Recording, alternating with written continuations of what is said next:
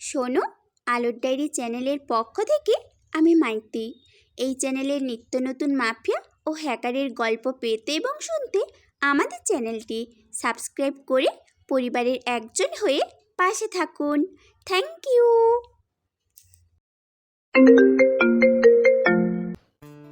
আফরান গভীর ঘুমে হঠাৎ কারো স্পর্শে পাশ ফিরে কিন্তু ঘুম ভাঙেনি।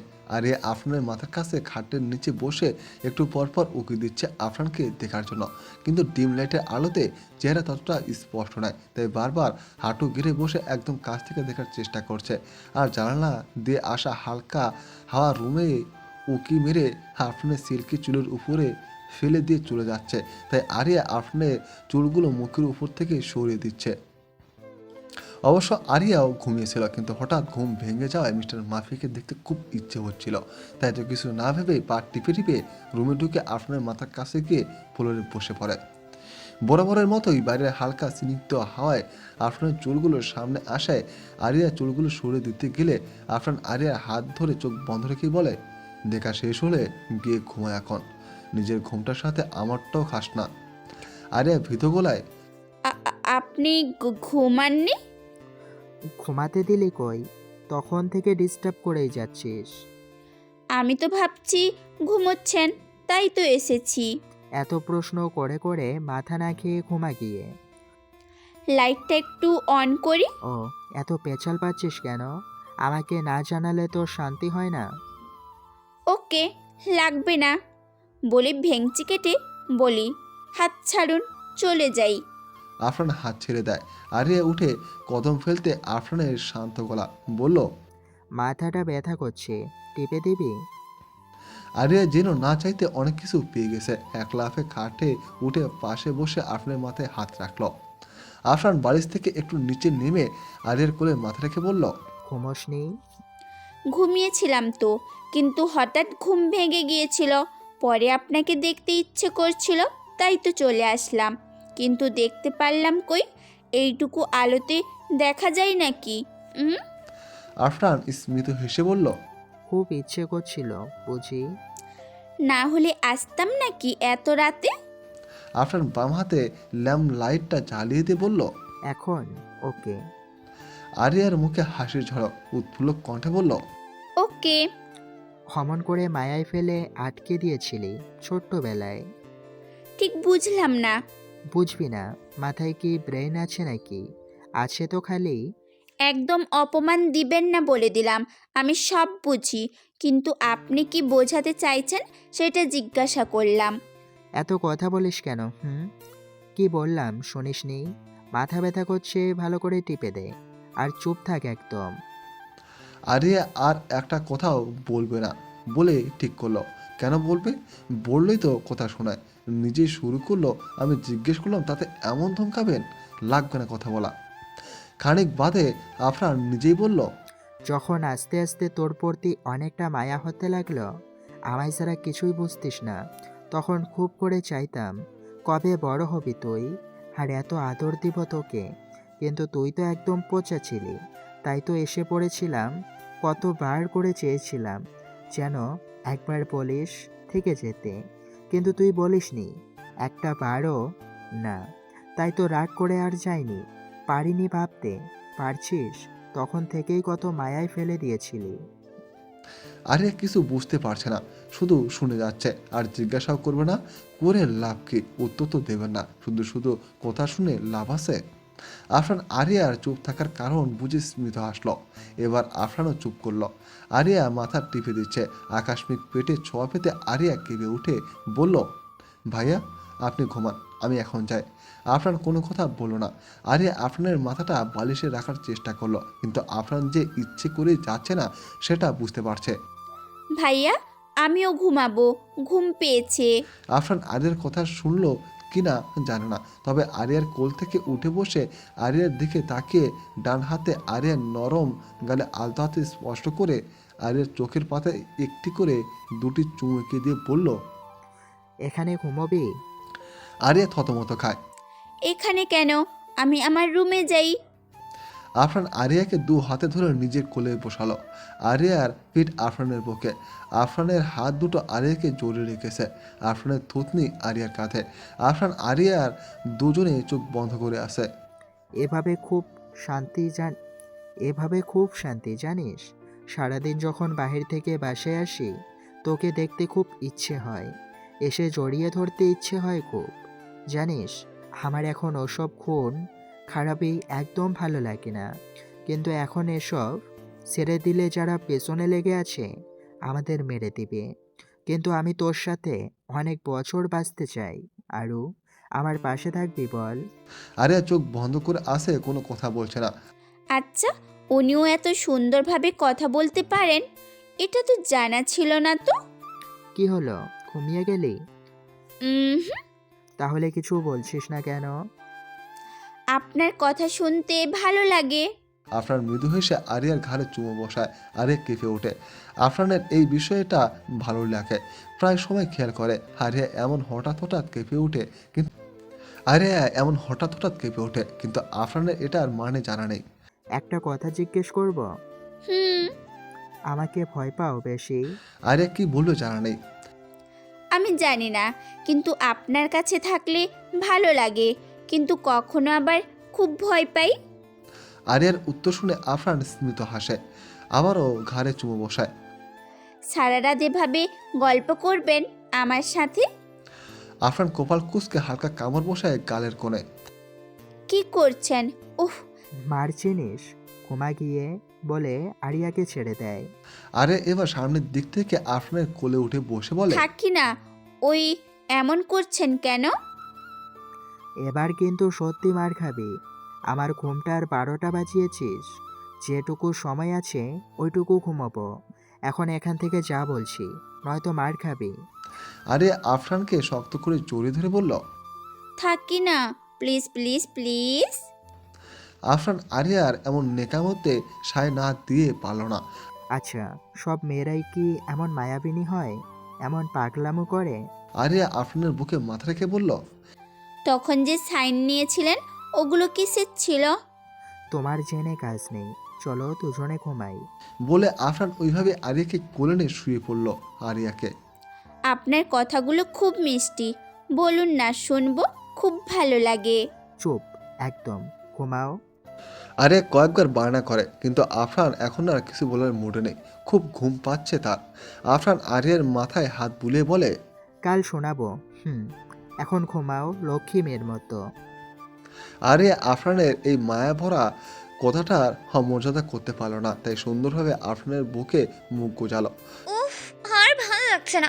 এই পেট মোটা স্যারের ক্লাস করতে কত বোরিং। বলে বেঞ্চে মাথা রাখলো। আমারও ঘুম পাচ্ছে খুব। এই ক্লাসটা সত্যি খুব বোরিং বলে হামি কাটলো। তোরা যাই বল, এই টাকলা স্যারের ক্লাস কিন্তু বেশ মজার। দেখ কেমন চশমার ওপর দিয়ে বইয়ে তাকাচ্ছে, তাহলে চশমা কেন পড়েছে? বলে হু হু করে হাসতে লাগলো। তুই থাকবি? বাড়ি যাব, ভালো লাগছে না আর। তা তুই বাড়ির জন্য এত উতলা কেন হয়ে যাচ্ছিস? বরকে ছাড়া মন বসে না বুঝি? রাগ ওঠাস না তো। আর উনি কি এখন বাসায় থাকবে নাকি? কাজ নেই?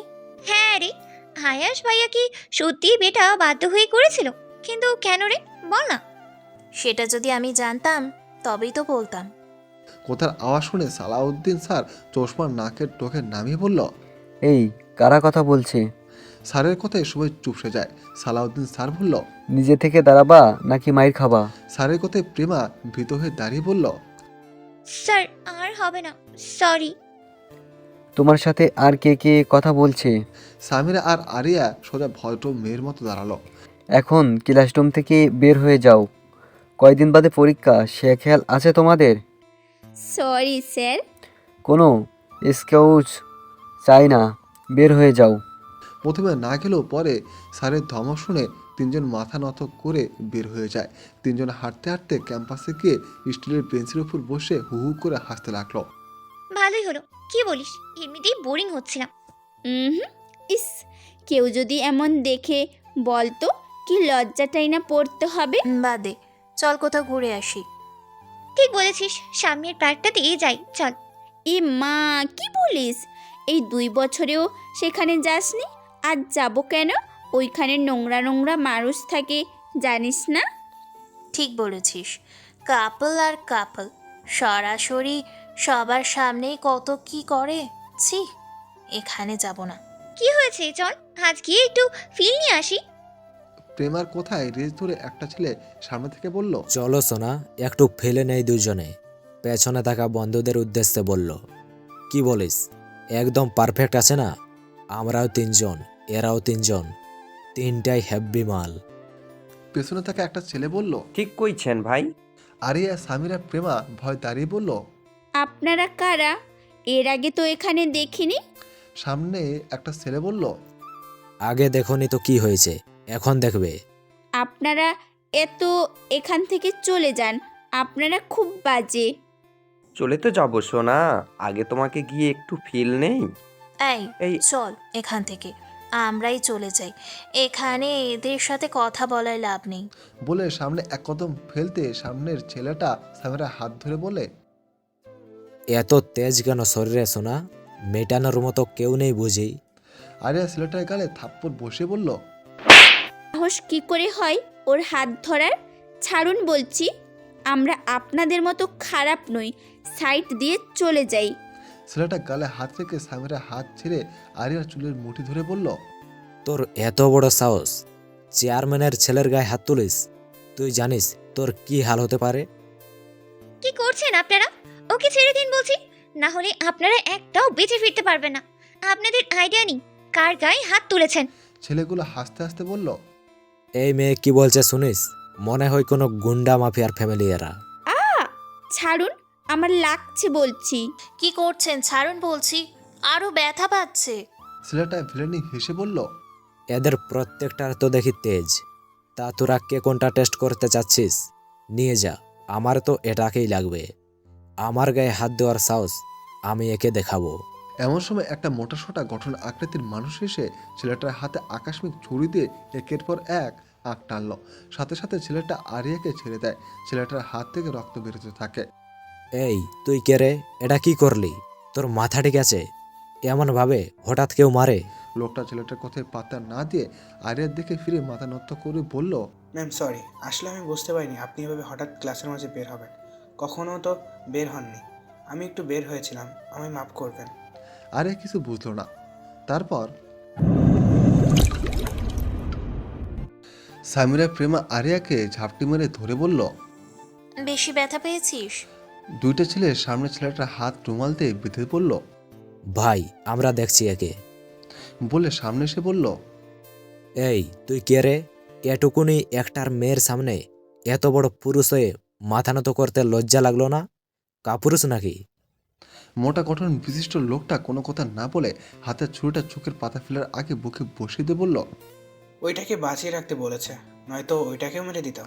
ছেলে দুটো হেলতে দুলতে নিচে পড়ে গেল। বলল। এই তুই কে? হ্যাঁ, এমন করছিস কেন? আমরা তোর কি করেছি? লোকটা কোনো উত্তর দিল না। হাত কাটা ছেলেটার সামনে এসে বলল। অনেক করেছিস, এবার বল তুই কে? এত দম কেন তোর? এমন সময় একটা আকাশের রঙের ব্র্যান্ডের কার স্পিডে এসে এখানে থামলো। সবাই সেদিকেই তাকিয়ে আছে। গাড়ি থেকে নামলো আফরান। আফরানকে দেখে আরিয়া ভয় জড়সড় হয়ে আসলো। আফরানের চুলগুলো অগোছালো হয়ে আছে, শার্টের হাতাগুলো ছড়ানো। বুঝে যাচ্ছে হন্ততন্ত হয়ে এখানে এসেছে। আফরান সামনে এসে দাঁত চেপে বলল। কে হাত দিয়েছিল? বল, কে হাত দিয়েছিল ওর গায়ে? আফরানের হাত দুটো গোটানো, আফরানের হাত দুটো গোটানো, চোখ দুটো গাঢ় লাল হয়ে আছে। আফরানকে দেখে দাঁড়িয়ে থাকা ছেলেটা বুঝলো নিশ্চয়ই সে ভুল জায়গায় হাত বাড়িয়েছিল। আফরান একবার আরের দিকে তাকিয়ে আরের সামনে এসে শান্ত গলায় বলল। কোথায় মেরেছে? খুব মেরেছে? আমিও মেরে দিব। ভয় পেয়েছো খুব? বলে আরের মাথায় হাত বুলে দিল। আবার তৎক্ষণিক সামনে ফিরে আগের নেই হিংস্র বাঘের ন্যায় গর্জন দিয়ে বলল। যে ওর গায়ে হাত দিয়েছিস, নিজ থেকে সামনে আয়, নয়তো। আফরানের কথার সাথে সাথে ছেলেটার সামনে এসে বলল। আসলে স্যার বুঝতে পারিনি, আমি তো। ছেলেটার কথা শেষ করতে দিল না। তার আগে আফরান ছেলেটাকে একবার দেখে নিয়ে বাম হাতটায় রুমাল পেঁচানো রক্তমাখা দেখে বুঝতে পেরে ওই হাতটাই ধরে পরপর গার্ডের হাত থেকে ছুরিটা নিয়ে কুপাতে থাকলো। ছেলেটা চিৎকার করছে, কিন্তু আফরানের থামার কোনো নামগন্ধ নেই। আরিয়া এটা দেখে সাথে সাথেই জ্ঞান হারায়। সামিরা প্রেমা ভয়ে জড়সড় হয়ে আরিয়াকে আস্তে করে ডাকতে লাগলো। আরিয়া চোখ মুলে চারদিকটা একবার দেখে নিল। পাশে রহিমা বেগম বসে আছে। আরিয়ার জ্ঞান ফিরতে দেখে রহিমা খুশির ঝলক মুখে এঁকে বলল। এখন ঠিক আছিস? আরিয়া উঠে বসলো। এখন কেমন আছিস? ভালো। রহিমা স্বস্তির নিঃশ্বাস ছেড়ে বলল। অনেক হয়েছে এ বাড়িতে, তোর আর থাকতে হবে না মা। পরীক্ষার সময় হলে তখন এসে দিবি। আমি তোকে আর এ বাড়িতে রাখতে চাই না। কতটা বছর এমন সহ্য করছিস, তোর কথা শোনাই উচিত ছিল। সেদিন যদি এ বাড়িতে না পাঠাতাম এত সব সহ্য করতে হতো না। আরিয়া কিছু বলল না। চল রেডি হবি এক্ষুনি, আমরা আর দেরি করতে চাই না। এই বাড়িতে মিনিটে মিনিটে নাটক শুরু হয়। মা, আমার এক্সামটা শেষ করে যাব বললাম তো, আর এখন এত দরদ দেখাচ্ছ কেন শুনি? মা হিসেবে এই 4টা বছর এই বাড়িতে কিভাবে আছি তখন বুঝলে না। এখন এত ন্যাকামো আমার ভালো লাগছে না। তাছাড়া আমি তোমাদের বাড়িতে যেতে চাই না। 4 বছর আগে প্রতিটা মিনিট প্রতিটা সেকেন্ড কথা আমি ভুলিনি মা। আমার কোনো কথা তখন শোনোনি। এখন আমি আর তোমাদের সঙ্গে থাকতে চাই না। হয়েছে, শুনে নিয়েছো আমার কথা। চুপ করেছিলাম বলে ভেবো না আগের সব ভুলে গেছি। যখন আমার জীবনটা দোটানাই ছিল তখন কোথায় ছিল তোমার দরদ? বলো কোথায় ছিল? এখন আমি এখানেই ওকে, যাব না আমি। বলে আরিয়া নিজের জায়গা ছেড়ে উঠে রুম ছাড়ল। পথে সামিরা আরিয়াকে দেখে বলল। কি রে, কখন জ্ঞান ফিল তোর? আর অমন মুখ করে আছিস কেন? নাথিং বলে বড় বড় পা ফেলে ছাদে চলে গেলাম। সামিরা কিছু না বুঝে আরিয়ার যাওয়ার ফলে তাকিয়ে থাকলো। রহিমা বেগম খলিল সাহেব গ্রামে চলে গেছেন 2 দিন হলো। এক প্রকার কষ্ট পেয়ে চলে গেছেন আরও কি ছাড়া। এই 2 দিন আফরানকে কোথাও দেখা যায়নি।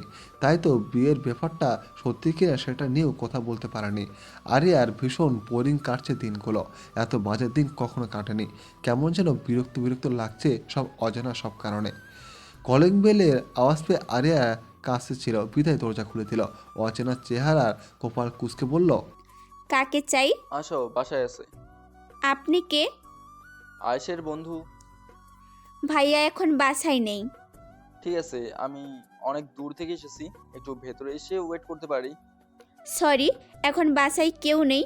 বড়রা আসতে পারেন। আরে আজব তো, আমি কি চোর নাকি যে কেউ নেই বিদায় চুরি করে নিয়ে যাব? হতেও পারেন, সার্টিফিকেট তো আর নেই তাই না? আজব তো, ভালো মানুষ হওয়ার জন্য সার্টিফিকেটও লাগবে? অবশ্যই। সামিরা উপর থেকে বলল। আরও কে আসলো রে? জানি না, মনে হয় চোর। সামিরা আরিয়ার কথায় রুম থেকে বেরিয়ে নিচে এসে বলল। কি বলিস, কে এসেছে? আরিয়া কিছু বলবে তার আগে চোখ যায় দরজার বাইরে দাঁড়িয়ে থাকা মানুষটির দিকে। সামিরার সামনে দাঁড়িয়ে থাকা লোকটিকে দেখে হাসি মুখে বলল। আরে সাদিক ভাই যে, এখানে কিভাবে আসলে? আরিয়া কপাল কুঁচকে বলল। একে চিনিস? আরে ইনি আয়াস ভাইয়ের ভালো বন্ধু, আমাদের বাসায় তো প্রায়ই আসতো, অনেক দিন পর দেখা। সাথে হেসে বলল। ও কি সামিরা, এই বাড়িতে যে? আমি তো ভাবলাম তুমি কলেজে। আজ যাইনি তো, বৃষ্টি ছিল সকালে খুব। ও, তো কেমন আছো? একদম পারফেক্ট বলে হাসি দিল। তা বাইরে কি দাঁড় করে রাখবে? আরে ভেতরে আসুন না। সাদেক ভেতরে পা বাড়ায়। আরিয়া পেছনে দাঁড়িয়ে কপাল কুঁচকে ঠায় দাঁড়িয়ে থাকে। কিরে, অমন গোমরা মুখ করে দাঁড়িয়ে আছিস কেন? আরিয়া চুপ করে ভেতরে আসে। সামিরা লতাকে ডেকে নাচতে দিতে বলে। তাই কেমন চলছে তোমার দিনকাল? আগে বলুন, বিয়েতে কেন আসলেন না? কার বিয়ে? মজা করছে নাকি সিরিয়াস? মজা কেন করবো, আগে বলো কার বিয়ে হলো যে আমাকে জানায়নি আয়েশ? আপনাকে তো নাকি নাবিল ভাইয়া কল দিয়েছিল। না তো, আমাকে তো কেউ কিছু বলেনি। সামিরা সবটাই বুঝতে পারে। আয়ুষ ভাইয়ের সাথে বিয়ে হবে আগে থেকে প্ল্যান করা। হয়তো এটাও কোনো প্ল্যানের মধ্যে ছিল। আচ্ছা বাদ দাও, শুনলাম নাবিল নাকি জেলে, কি করছে ও? লম্বা কাহিনী, অন্য কখনো শোনাবো না হয়। ঠিক আছে, তারপর বলো, পাশে থেকে এই কপাল কুচকানো মেয়েটাকে? আরে এটাই তো আরু। সাদেক আরও নামটা শুনে মুচকি হেসে বলল, ও, এই তাহলে আরো এখন বুঝলাম আয়ুষ কেন এই বাড়িতে থাকছে আর বিয়েটা কার হয়েছে। শালা একটাবার কল দিয়েও বললো না। সাদেকের কথাটা মনে হয় স্যামিনের পছন্দ হলো না। বললো, ভাইয়া আসলে যেমনটা ভাবছেন বিষয়টা ঠিক তেমনটা না। আসলে হয়েছে কি, এটুকু বলতে সাদেক দাঁড়িয়ে দৌড়ে দরজার কাছে গিয়ে আয়েশকে জড়িয়ে ধরে বলল, কিরা হারামি, বিয়েটা সেরে ফেললি, জানানোর মতো প্রয়োজন মনে করলি না? এই তোর বন্ধুত্ব? আরে কি করছিস? ছাড় বলছি। আরে ছাড় না, এখনো মেয়েদের মতো গায়ে পড়ার অভ্যাসটা যায়নি তোর? ছ্যা, ছাড় বলছি। আগে বল, আমাকে জানাসনি কেন? আরে আগে ছাড়, তারপর বলছি। সাদেক আয়েশকে ছেড়ে বলল। বল, জলদি বল। শালা বউ পেয়ে বন্ধুকেই ভুলে গিয়েছিস? আয়েশ কপাল কুঁচকে বলে, একেবারে দিমো একটা, যা তো। আগে বল কখন আসলি? এই তো মাত্র এসেই তোর বউয়ের সাথে ঝগড়া করতে হলো। তোর মতোই একদম কথায় কম যায় না। আয়েশ কপাল কুঁচকে বলল, বেশি কথা কেন বলিস? সর তো, ফ্রেশ হয়ে আসি, পরে কথা বলবো। বলে আয়েশ উপরে চলে যায়। আহ, কি দায়িত্বশীল পুরুষটা আমার। আরিয়া এখানে আর দাঁড়িয়ে থাকলো না, উপরে চলে গেল। আরিয়াকে যেতে দেখে সাদেক বলল, হ্যাঁ জলদি যাও, স্বামীর খেদমত করা ভালো কাজ। আরিয়া পিছনে তাকে আবার কপাল কুঁচকায়। আসলে ভাইয়া তুমি ভুল ভাবছো। কোনটা? এই যে আরিয়াকে। এমন সময় দরজা ভেদ করে কারো পায়ের আওয়াজ শুনে সামিরা পিছে ঘুরে তাকায়। দুদিন পর আফরানকে দেখে হয়তো একটু দীর্ঘশ্বাস ফেলতো, কিন্তু আফরানের শরীর ক্ষত বিক্ষত হয়ে আছে। শরীর থেকে টুপ টুপ করে রক্ত ঝরছে। পাশে আফরানকে একটা কোট প্যান্ট শরীরে সেট আপ করা মেয়ে ধরে আছে। সামিরা দৌড়ে আফরানের কাছে গিয়ে বলে, এ কি ভাইয়া, আপনার কি হয়েছে? এমন অবস্থা কেন? আফরান স্ট্রং হওয়ার চেষ্টা করে বলল। কিছু না। পাশে থাকা মেয়েটি বলল, সাইড প্লিজ। আর ওনার রুমটা কোন দিকে বলে দেবেন? সাদেক আফরানকে দেখে ভীত হয়, তবুও সাহস নিয়ে বলল। ব্রো, আপনার কি হয়েছে? আফরান কপাল কুঁচকে তাকায় একবার, কিন্তু কিছু না বলে উপরের দিকে যাওয়া ধরে। আরে উপরে বারান্দায় দাঁড়িয়ে সবটা দেখছে এতক্ষণ, কিন্তু একবারের জন্য বিচলিত হলো না। আফরান উপরের দিকে চেয়ে স্মিত হাসি দেয় আরিয়াকে দেখে। আফরানের গায়ে ব্ল্যাক শার্ট, যার কারণে ভেতরে ক্ষতগুলো দেখা যাচ্ছে না, শুধু হাতে গোলার রক্তের আভা প্রকাশ পাচ্ছে। আরিয়া ধৈর্য সীমা অতিক্রম করে চুপ করে নিজের রুমে গিয়ে ভ্যা ভ্যা করে খেতে দিল। এতক্ষণ নিজেকে অনেক কষ্টে আটকে রেখেছিল। আপনার সামনে নিজের দুর্বলতা প্রকাশ করবে না বলে। যে মানুষটা 2 দিন তাকে না দেখে থাকতে পেরেছে, সে মানুষটা সারা জীবন না দেখে থাকতে পারবে বলে আরিয়া ভাবছে। তাই তো আফরানের কাছে আর থাকবে না, থাকুক উনি একা একা, সেও পারবে থাকতে। আর ওনার সাথে ওই মেয়েটা কি করছে? একদম বাড়িতে এসে উঠেছে। আরিয়াকে ভেতরে যেতে দেখে সামিরা ঠিক বুঝল আরিয়ার অভিমানী মনটা। সাদেক আয়স সামিরা আড্ডার বিভোর। কথার মাঝে সাদেক বলল, তোর ভাগ্য আছে বলতে হবে যে যেমনটা চেয়েছিলি এমনটাই হয়েছে।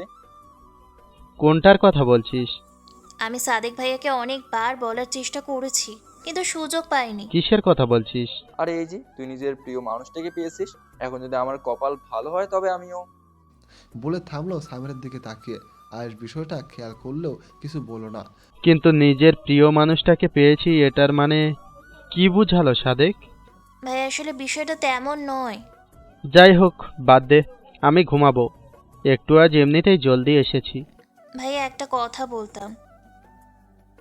আফরান ভাইয়া একটু আগে ফিরেছে, রক্তাক্ত অবস্থায়। কি বলছিস? কি হয়েছে? জিজ্ঞাসা করেছিলাম তো, কিন্তু কিছু বলেননি। দাঁড়া, আমি দেখছি আয়স। বলে আয়স সোজা আফরানের রুমের দিকে হাঁটা ধরে। সামিরা, তোমায় একটা কথা বলবো? বলেন। তোমাকে আজ খুব সুন্দর লাগছে। ডোন্ট মাইন্ড, আমি কিন্তু সবসময় এমন বলে দেই, সেটা তুমি জানোই তো। আরে মাইন্ড কেন করব? তা বাড়িতে কবে যাবে? জানি না ঠিক। আচ্ছা। আয়স আফরানের কাছে যাওয়ার পর দরজার সামনে দাঁড়িয়ে শর্ট খেয়ে দাঁড়িয়ে আছে। এই মেয়েটাকে আফরানের সাথে এক রুমে কেন? আজ অবধি আফরানের রুমে কেউ যেতে পারে না। আর এই মেয়ে, হু ইজ শি? আরিয়া কোথায়? মেয়েটা আফরানের পাশে বসে আফরানের হাতে ব্যান্ডেজ করে দিচ্ছে, অথচ আফরান কিছুই বলছে না। How possible? যাই হোক, এখন আর ভেতরে যাওয়ার দরকার নেই, যেহেতু মেয়েটা আছে। আয়সার ভেতরে না গিয়ে চলে আসার পথে আরিয়ার রুমের সামনে গঙ্গনের আওয়াজ শুনে দরজা নক করলো। দরজা খোলাই আছে, তাই ভেতরে ঢুকে গেল।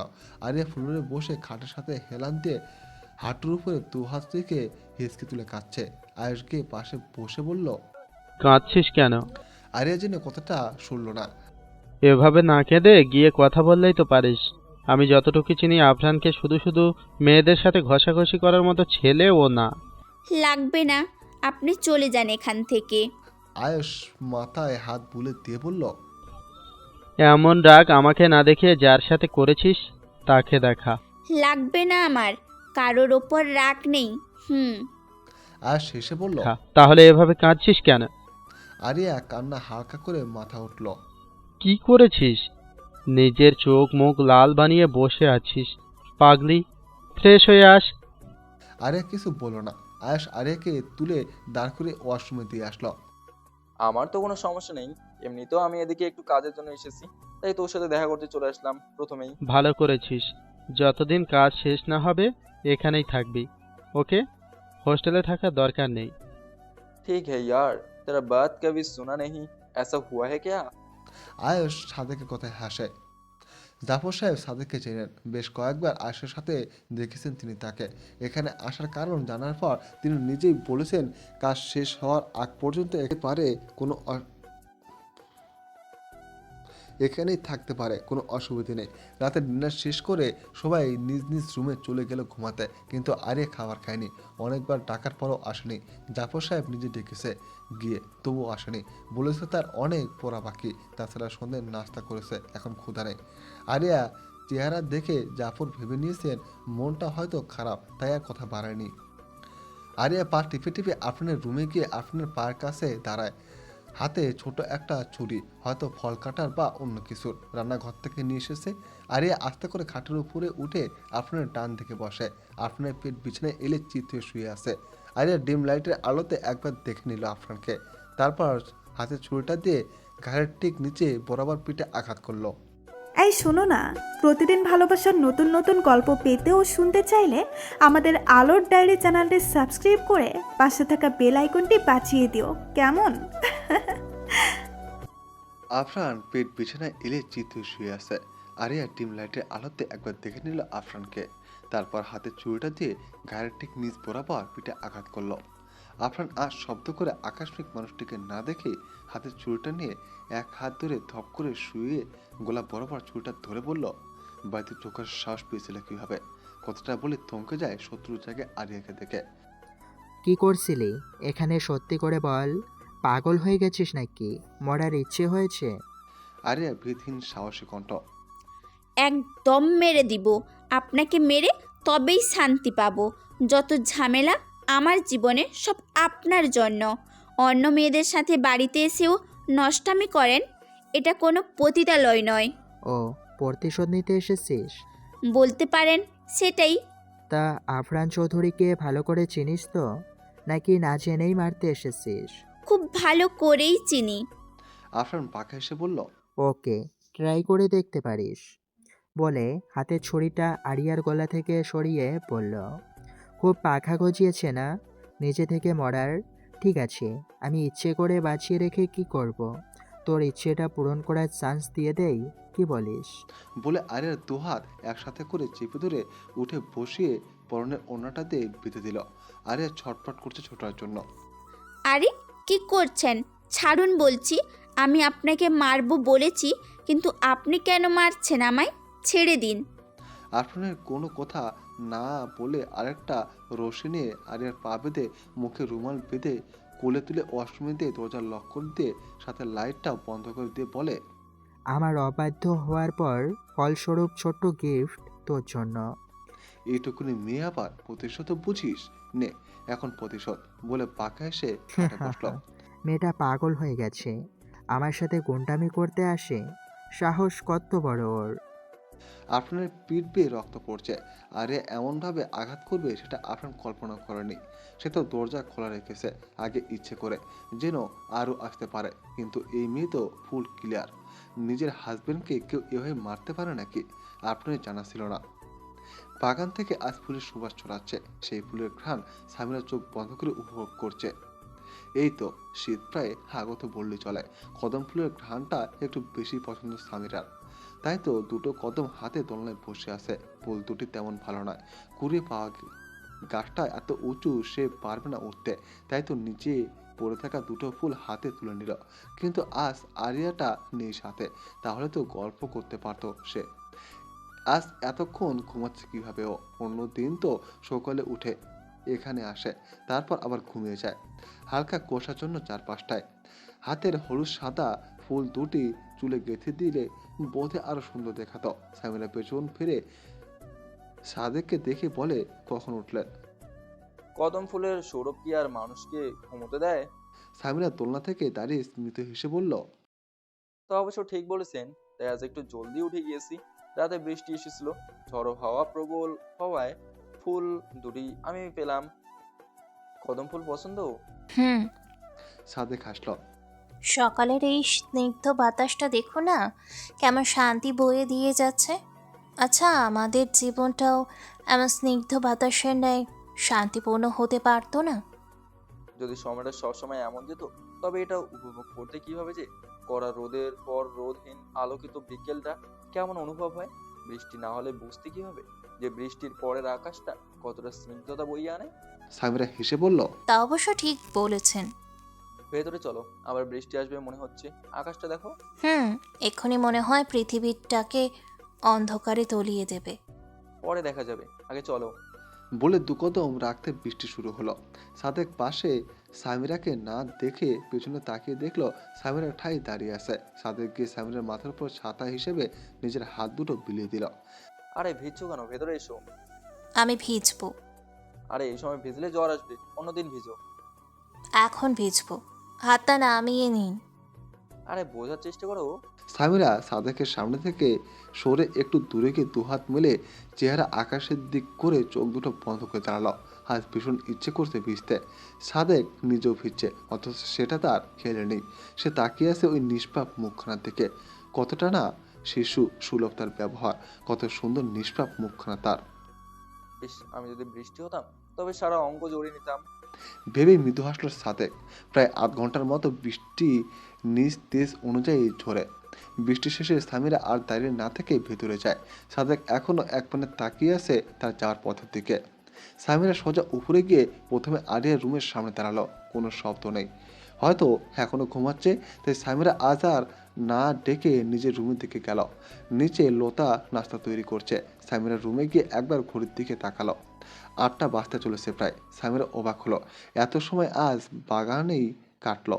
দেরি হয়ে যাচ্ছে তো, 9টায় তো কলেজ।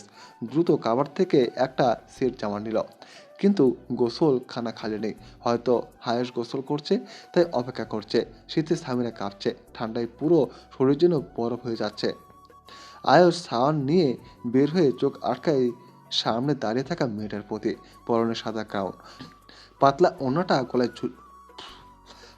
ওড়নাটা গলায় ঝুলিয়ে রাখা। শরীরের সাথে লেপটে আছে গাউনটা, কিন্তু ভারী হওয়ার কারণে শরীরে স্পষ্ট নয়। আয়ুষ কপাল কুঁচকে পাশ কেটে চলে যায়। সামিরাও কিছু না ভেবে শাওয়ার নিতে চট জ্বলতে ভেতরে যায়।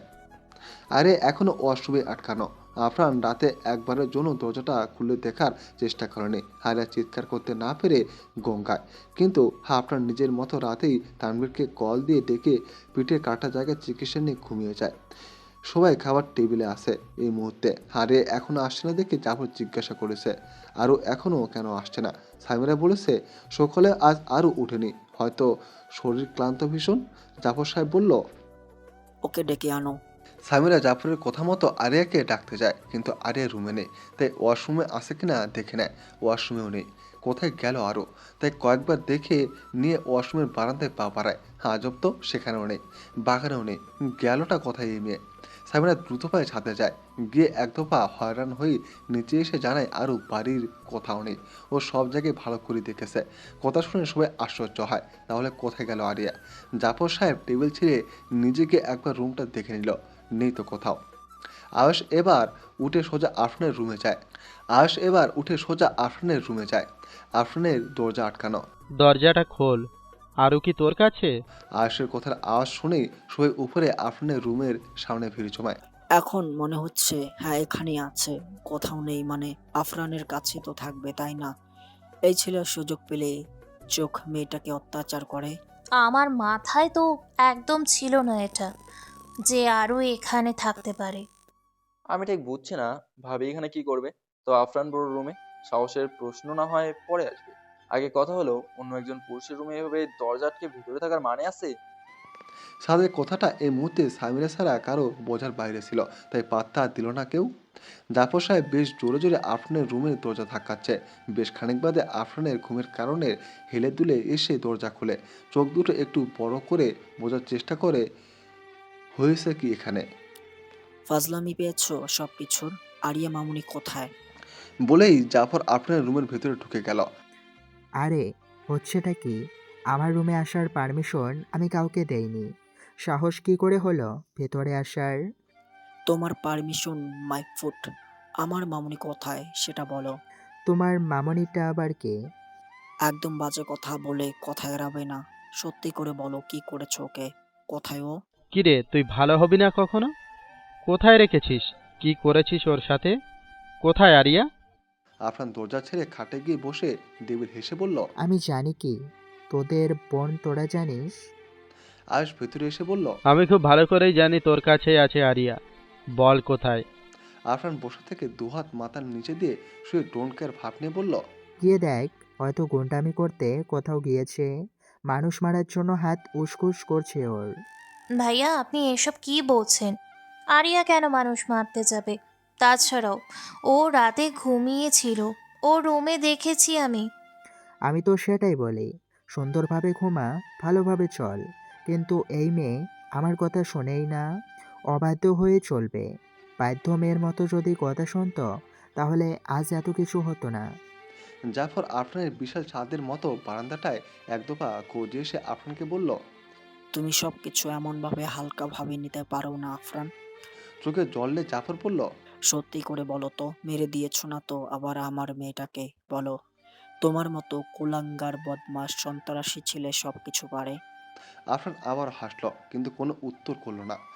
ব্রো, তুমি ওর সাথে কোনো কিছু করবে সেটা আমি এই মুহূর্তে বুঝতেছি। তবে সবাই যেহেতু বলছে, নিশ্চিত কোনো কারণ অবশ্যই আছে। যদি তোমার কাছে আরিয়া ভাবি থেকে থাকে তাহলে বলে দাও। সবাই কেমন চিন্তায় ফেলে লাভ কি তোমার? আফরান তখনও কিছু বলল না। বলবি তো কিছু নাকি? কোথায় আটকে রেখেছিস? নাকি মেয়েটাকে অজ্ঞান করে কোথাও ফেলে রেখেছিস? যতটুকু চিনি তোকে, নিশ্চয়ই একেবারে তো মেরে ফেলবি না। গুড, ইন্টেলিজেন্ট বয়। দেখ গিয়ে কোথাও পড়ে আছে কিনা। আর আপাতত আমার রুম থেকে বের হ সবাই। এমনিতে রাতের ঘুম কম হয়েছে। বাড়িতে একটা মেয়েকে খুঁজে পাওয়া যাচ্ছে না আর তুমি ঘুমাবে? তা আমি কি করব? তোমাদের সাথে কি আমার মাথাটাও খাবে ওটার জন্য? যত সব। যাও তো, রুম ছাড়ো ফটাফট। আয়েশ কি যেন ভেবে যেন স্থান ছেড়ে সোজা গিয়ে ওয়াশরুমের দরজাটা খুলে দিল। এক দুপা শর্ট খেল। আরিয়া কাত হয়ে পড়ে আছে, মুখে কাপড় বাঁধা, হাত পা বাঁধা, শরীরে হালকা ভেজা, মুখ লাল হয়ে পড়ে আছে। আয়ুষ রাগে ফুঁসতে ফুঁসতে আফরানকে উদ্দেশ্য করে বলল। তোর মতো পাষণ্ড ছেলে আমি আর দুটো দেখিনি। বলে আয়ুষ দ্রুত পায়ে ওয়াশরুমের ভিতরে ঢুকে সবাই আয়ুষের দিকে তাকায়। সবার বোঝার বাকি রইল না ওখানে কি হয়েছে। সবাই দৌড়ে ওয়াশরুমের সামনে যায়। আফরান দ্রুত পায়ে খাট থেকে উঠে বলল। আয়াস, ডোন্ট টাচ। একদম হাত লাগাবি না, নয়তো খুব খারাপ হয়ে যাবে বলে দিলাম। আফরানের কথাটা বলার আগেই আয়াস আরিয়াকে দু হাতে কোলে তুলে নেয়। আফরান এসে দেখি দু হাতের মুঠি শক্ত হয়ে হাসল। মুহূর্তে যেন চোখ দুটি লাল হয়ে গেল। আফরান ভেতরে ঢুকে আয়াসের কোলা চেপে ধরে কিছুটা জোরেই বলল। সাহস হয় কি করে তোর আরুকে ছোঁয়ার? ক্যারেক্টারলেস। বউ থাকতে আরেকজনকে স্পর্শ করিস? নিজে একে তো উন্মাদ, আবার মেয়েটাকেও পাগল বানিয়ে দিবি। এটাই ভেবে নিয়েছিস নাকি? আমি ভেবেছিলাম রিয়েলি ওর প্রতি তোর আলাদা ফিলিং আছে। বাট আমি ভুলে গিয়েছিলাম তোর মতো ছেলের মধ্যে ফিলিং আসাটাই অসম্ভব। আপাতত টাচ করেছি তোর মতো, আঘাত তো দেইনি তাই না? হাত সরা, আর সামনে থেকে সর। আফরান কি করবে এই মুহূর্তে জানা নেই। তার আরোকে সে যা ইচ্ছে করবে। অন্য কারো তাদের মাঝে আসাটা একদম পছন্দ হলো না। তার উপর এমনভাবে কোলে তুলে দাঁড়িয়ে আছে এই ছেলে। আফরান আয়ুষকে ছেড়ে দিয়ে বাঁকা এসে চারদিকটা একবার নিল। দেখি বোঝা যাচ্ছে উল্টোপাল্টা কিছু করবে। আফরান একদম উল্টাপাল্টা কিছু করবে না। আয়েশকে বাইরে আসতে দাও। মেয়েটার অবস্থা দেখো, পরে তোমরা ঝামেলা করো। সাদেক হা হয়ে তাকিয়ে আছে, হচ্ছেটা কি। এসব মাথার উপর দিয়ে যাচ্ছে সব। আফরান আকস্মিক স্টিলের শাওয়ারটা শরীরের সবটা শক্তি দিয়ে এক হাতে ভেঙে আয়ুষের মাথায় আঘাত করে বসলো। সাদেক না চাইতেও স্টপ ব্রো বলে জোরে আওয়াজ করলো। জাফর সাহেব বাকরুদ্ধ হয়ে যায়। সামিরা ঘাবড়ে যায়। আয়ুষের মাথা থেকে রক্ত বের হচ্ছে, কিন্তু সেটা বোঝার উপায় নেই, কারণ শাওয়ারটা ভেঙে যাওয়ার কারণে পানির স্রোতের সাথে ভেসে যাচ্ছে রক্তগুলো। সাদা টাইলসগুলো লাল দেখা যাচ্ছে। আয়ুষ ঠাই এখনো দাঁড়িয়ে আছে, ঢলে পড়বে পড়বে অবস্থা। কাতর কণ্ঠে বলতে লাগলো, পাগল হয়ে গেছিস? আফরান, মাথাটা কি সত্যি গেছে তোর? আফরান কিছু না বলে আরিয়াকে আয়েশের হাত থেকে নিয়ে নিল। পানিতে ভিজে যাচ্ছে তিনজনে। জাফর আর সহ্য করতে পারলেন না, স্তম্ভিত ফিরলে ভেতরে আসে আফরানের গেলে ঠাস ঠাস করে দুগালে দুটো করে 4টে চর বসালো। আমি উম্মাদ দেখেছি, কিন্তু তোমার মতো সজ্ঞানে থাকে এমন উম্মাদ আর দুটো দেখিনি। আফরান আবারও হাসি রেখে বলল, আমার বউকে অন্য কেউ কোলে তুলবে আর আমি দাঁড়িয়ে দেখব? জাফর আফরানকে আর কিছু না বলে আয়েশকে গিয়ে ধরলো, কারণ তিনি জানেন আফরানকে কিছু বলাই বৃথা। আয়েশকে ওয়াশরুম থেকে বের করে নিয়ে এসে সামিরাকে বলল, বৌমা, ডাক্তার ডাকো জলদি। সাদেক আয়েশকে ধরে বলল, খুব ব্যথা পেয়েছিস তাই না? এত জঘন্য ব্যবহার তোর ভাই করতে পারে জানা ছিল না। সামিরার চোখ ভেজা। আমি ডাক্তারকে কল দিচ্ছি। ওয়েট, আমার কাছে তো নাম্বার নেই এখানে কারো, কোনো ডাক্তারদের। সামিরা চটজলদি বলল, আমি দিচ্ছি কল। বলে সামিরা রুম থেকে বেরিয়ে গেল। আয়েশ এখনো স্ট্রং দাঁড়িয়ে, কিন্তু চোখ দুটো বরাবর বন্ধ হয়ে যাচ্ছে। জাফরকে কাঁপা গলায় বলল, বাবা, আমি ঠিক আছি। আরিয়াকে দেখো তুমি। জাফর আরিয়ার কথা মাথায় আসতেই পেছনে ঘুরে তাকালো। আরেক দফা শট খেল। করছো কি তুমি? আফরান নিজের শরীরে থাকা ব্ল্যাক কোটটা আরিয়াকে পরিয়ে দিয়েছে। এতক্ষণে পানির নিচে থাকার কারণে আরিয়ার চোখ দুটো হালকা বাড়ি খাচ্ছে, কিন্তু খুলতে পারছে না পানির কারণে। হাত পায়ের বাঁধন খুলে দিয়েছে। করছো কি তুমি? এত কিছুর পরেও মেয়েটাকে পানির নিচ থেকে নিয়ে আসছো না? আর এটা পরানোর কি দরকার ছিল? এমনিতেই তো শরীর ঠান্ডায় বরফ হয়ে আছে বোধ হয়। নিয়ে এসো, মেয়েটার যদি কিছু হয় তোমাকে আমি ত্যায্য পুত্র করবো আফরান, শুনে রাখো। আফরান কার কথায় কান না দিয়ে আরিয়ার দিকে কপাল কুঁচকে তাকিয়ে আছে। আরিয়াকে দেখে বুঝতে পারছে জ্ঞান ফিরেছে, তাই আরিয়াকে কোল থেকে নামিয়ে দিল। আরিয়ার শরীর দুর্বল হয়ে আছে, ঠান্ডায় কাঁপছে শরীর। দাঁড় করানোর পর এক হাতে চোখ মুছে তাকালো। সামনে তাকিয়ে জাফরকে দেখলো। কিছু বলতে যাবে, তার আগে পাশে থাকা আফরানকে দেখে ভয় পেল। হঠাৎ মাথাটা কেমন যেন করছে।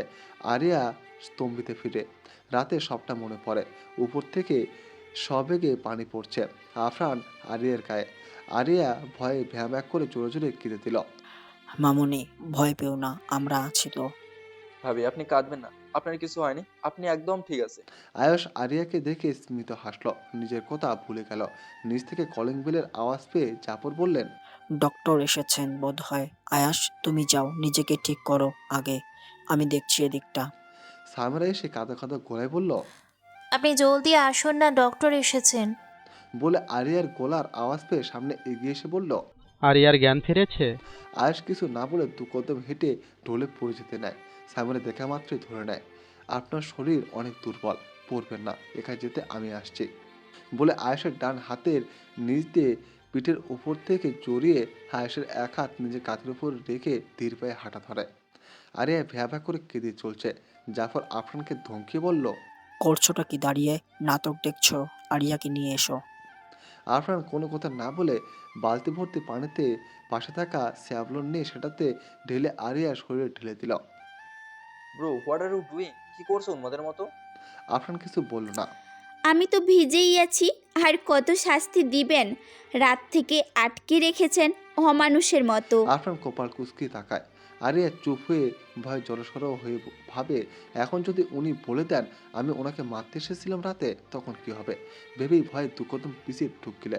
আফরান এই মুহূর্তে খালি গিয়ে আছে, শরীরের সবগুলো ক্ষত জায়গায় ব্যান্ডেজ করা। আফরান আর কিছু না বলে বের হয়ে যায়। ভাবি, ভয় পাবেন না, আপনি আসুন। জাফর আরিয়াকে ধরে বের করে নিয়ে আসে। আরিয়া শরীরে ঠান্ডা বরফ হয়ে গেছে। আরিয়া আফরানকে পেছনে ঘুরে একবার দেখে নেয়। ইস, কতটা আঘাত করে ফেলেছে সে। আচ্ছা, উনি কি ব্যথা পান না? তাহলে এত স্ট্রং কেন শরীর, অথচ সবটা শরীরেই জখম। তারপর সাইকো টাইপ গল্প তো একটু সাইকো সাইকো ভাব থাকবে, তাই না? সকাল থেকে সামিরা আয়েশের পাশে বসে যত্ন নিচ্ছে। খাবার খেয়ে ওষুধ খেয়ে দিয়েছে। ডাক্তার মাথায় ব্যান্ডেজ করে ঘুমের ইঞ্জেকশন দিয়ে গিয়েছিল। দীর্ঘ ঘুম ভাঙার পর ভারী ভারী লাগছিল শরীর। সকালে কিছু খায়নি বিধে খাবার এনেছিল। আয়েশ না খেতে চাইলে জোর করে খাবার খাইয়ে ওষুধ খাইয়ে দিয়েছে। সামিরার চোখে মুখে হতাশার ছাপ। সাদেক সকালবেলা ডাক্তারে যাওয়ার পরে তরকারি কাজে বেরিয়েছিল, এখনো অব্দি আসেনি। এখন সময়টা সন্ধ্যা বিকেল বলা যায়। ওদিকে লতা আরিয়ার সেবা করে যাচ্ছে। শরীরে তাপমাত্রা ভীষণ রকম চেপে আসছে আরিয়ারকে। একটু পরপর শরীর মুছে দিচ্ছে, আবারও শরীর গরম হচ্ছে। আয়েশের শরীর গরমে ঘামছে ভীষণ। সে থেকে শুয়ে থাকতে তার একটু ভালো লাগছে না। সাইমার একটু পরপর গিয়ে আরিয়াকে দেখে আসছে। আসলে বাড়িতে অল্প মানুষ হলে এ ধরনের প্রবলেম পড়তেই পারে। আয়েশকে চোখ বন্ধ করে শুয়ে থাকতে দেখে সামিরা বলল, এখন ভালো লাগছে? আগের থেকে বেটার। আমি একটু গোসলে যাই, আপনি এখানেই থাকবেন, ঠিক আছে? আয়েশ কপাল কুঁচকে বলল, এই সন্ধ্যায় গোসল? সকালে তো দেখলাম সাদেকের সাথে ভিজলি, ওটাতে হয়নি? আরে সকাল থেকে বসে আছি তো, তাই কেমন যেন অস্বস্তি হচ্ছে। শাওয়ারটা নিলে মনে হয় ভালো লাগবে। জ্বর উঠলে এর দায় কে নেবে? সামিরা এবার কপাল কুঁচকায়। আজব তো, এখানে দায়ের কথা কোথা থেকে আসলো? হ্যাঁ, আসলে তো তা যেখানে থেকেই আসুক, এখন গোসল দেওয়া লাগবে না। আজব তো, আমি গোসল দিলে আপনার সমস্যা কোথায়? আয়েশ এবার চোখ খুলে তাকিয়ে বলল, অ্যান্ড কি বললাম শুনিসনি? তর্ক করছিস কেন? চুপচাপ বসে থাক। সামিরা উঠে দাঁড়িয়ে বলল, পারবো না। আপনি না অসুস্থ, তাহলে এমন ঝগড়া কেন করছেন? চুপ করে শুয়ে থাকুন না। অসুস্থ বলে কি কথাও বলবো না? আজব তো, তুই তো আগে আমার সাথে এমন ঝগড়া করতিস না, এখন কেন গ্রামের মেয়েদের মতো উঠে পড়ে লেগেছিস? ভাইয়া, এবার কিন্তু বেশি হয়ে যাচ্ছে। এমন অপমান দিচ্ছেন কেন? ও গড, ঠিক আছে, যা ইচ্ছা কর, যা তো। মাথাটা ধরিয়ে দিলে এই মুহূর্তে। সামিরা এবার ঠান্ডা হয়ে আবার খাটের সাইডে বসে আয়েশের কপালে হাত রাখল।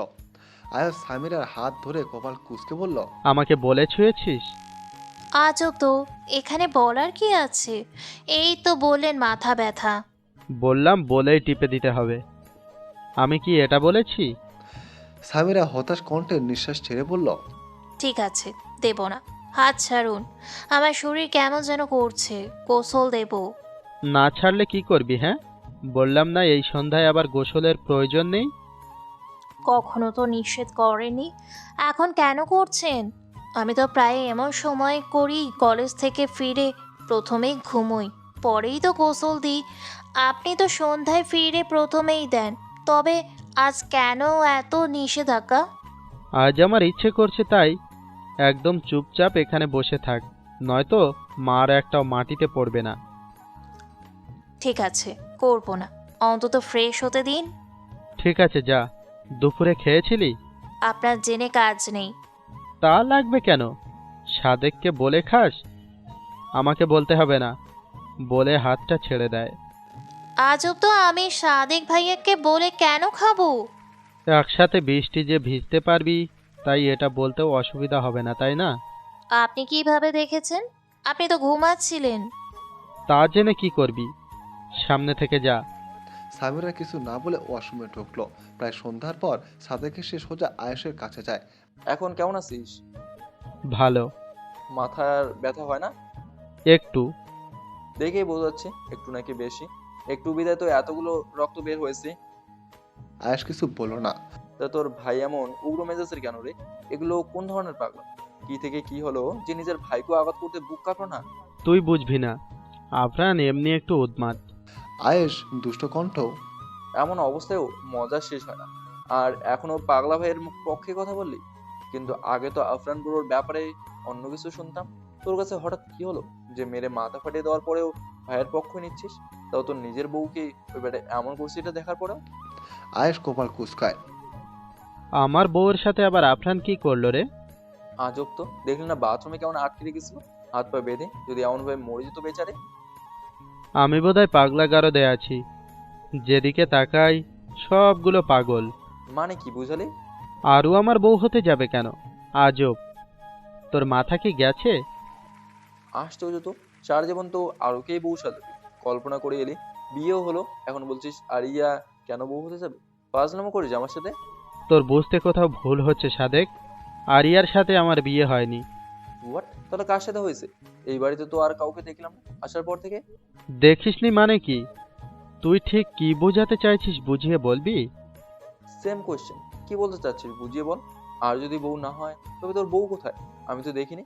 আসার পর থেকে আর সকালে তো আরুর জন্যই পাগল হয়ে গেছিলিস, দেখেছিলাম। তাছাড়া আরুকে কোলে তুলে নিয়েছিলিস, এসব কি মিথ্যা? আমি কি ভুল দেখলাম? তোর দেখাটা ভুল নয়, ভাবনাটা ভুল। কি বলতে চাচ্ছিস? শোন, আমার স্বামীরার সাথে ঘটনাক্রমে বিয়ে হয়েছে, তবে আরুর সাথে নয়। সাদেক কথাটা শুনে যেন এক মুহূর্তের জন্য থমকে যায়, সঙ্গে সঙ্গে বসা থেকে উঠে বলল, হোয়াট? কি বলছিস? মাথা ঠিক আছে তোর? এবারে প্রত্যেকটা পাবলিকের কি মাথা এমনি নষ্ট? আয়েশ আশ্চর্য হয়। হঠাৎ কি হলো তোর? এমনভাবে চটে গেলি কেন?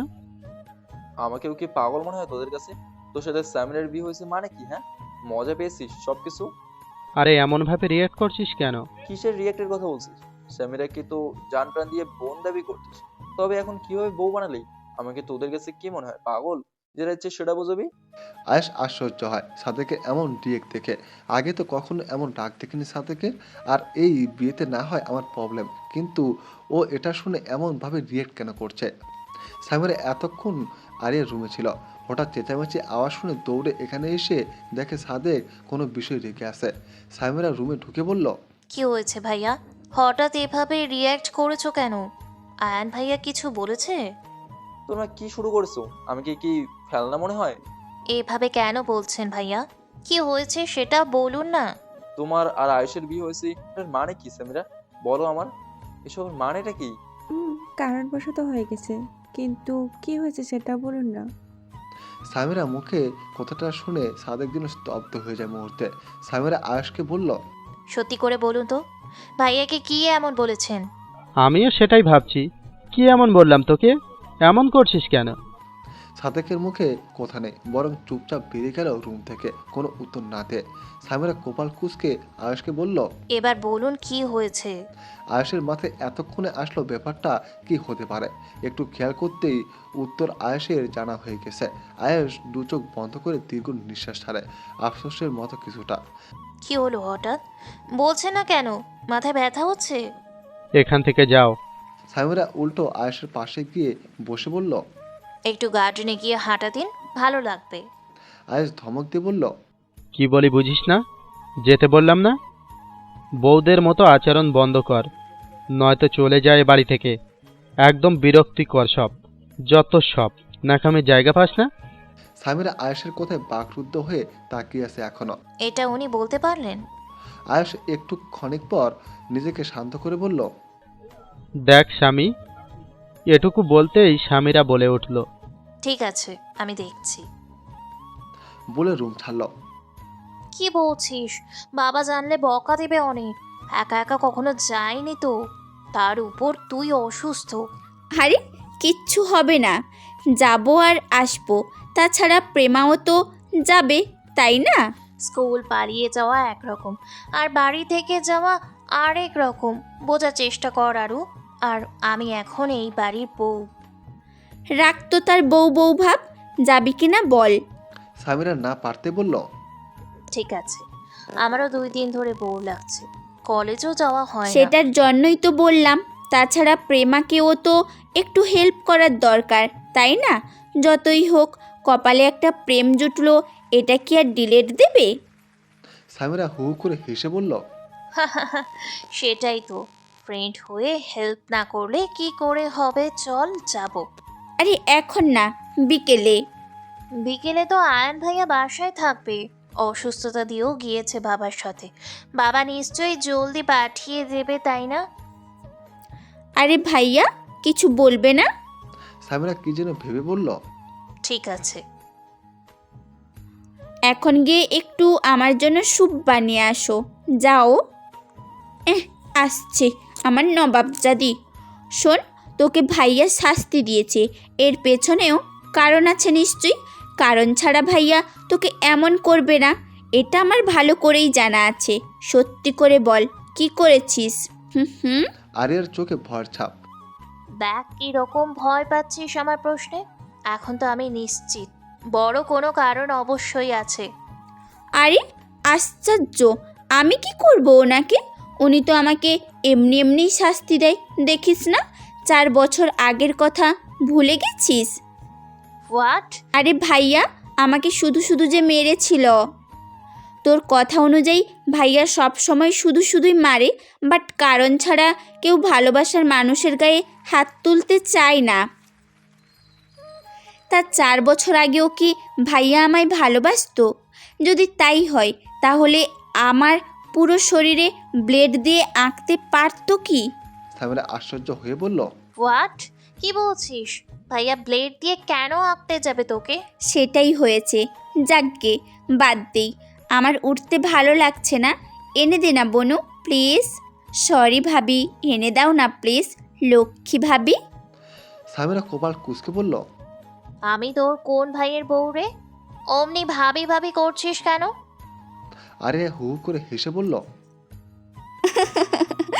সিঙ্গেল সাজা বাদ দে, আগের ডায়লগগুলো এখন চেঞ্জ কর, বুঝলি? সামিরা এখন বুঝলো আরিয়া কি বোঝাইলো। দীর্ঘ নিঃশ্বাস ফেলে বলল, কবুল বলে একটা সাইন করলেই বিয়ে হয়ে যায়, অথচ এটার দায়িত্ব যে কতটা অনেকেই বোঝে না। কেন রে এমন সেট অ্যাঙ্গেল দিচ্ছিস কেন? মনে হলো আহা ভাইয়া স্বামীর দায়িত্ব পালন করে না, ভালোবেসে বিয়ে করেছিস। আহ কি দৃশ্য ছিল বিয়ের দিনের! কত সাহসী ভাই আমার বিয়ের আসর থেকে বউ নিয়ে এসেছেন। বলে মুচকে হাসলো আরিয়া। না রে আরু, সত্যি বলতে যেমন ভাবিস এমন না। যদি এমন হতো তোকে তো আগেই বলতাম, তাই না? কি বোঝাতে চাইছিস বল তো?